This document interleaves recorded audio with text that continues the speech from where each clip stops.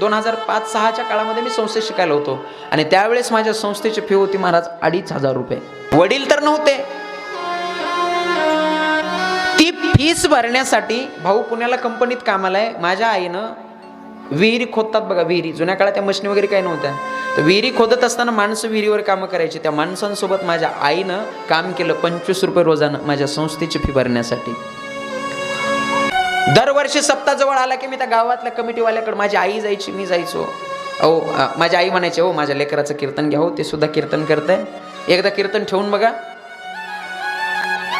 आणि योगायोग एक दिवस तो आला ज्या दिवशी माझं गावात पहिलं कीर्तन झालं.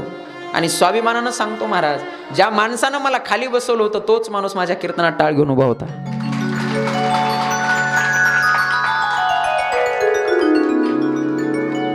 आज बरेच वर्ष झाले महाराज मी समाजामध्ये फिरतो, कीर्तन करतो, कथा करतो.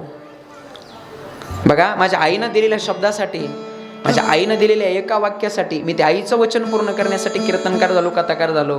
पण त्याच्या पुढच्या दुःखाची एक गोष्ट एवढीच सांगेल महाराज, आज मी एवढ्या मोठ्या व्यासपीठावर आहे, आज महाराष्ट्रभर माझं नाव आहे, महाराष्ट्रभर फिरतो, पण फक्त दुःख एका गोष्टीचं वाटतं, ते सुख पाहण्यासाठी, तो सोहळा पाहण्यासाठी आज माझी आई सुद्धा माझ्या जीवनात नाही महाराज.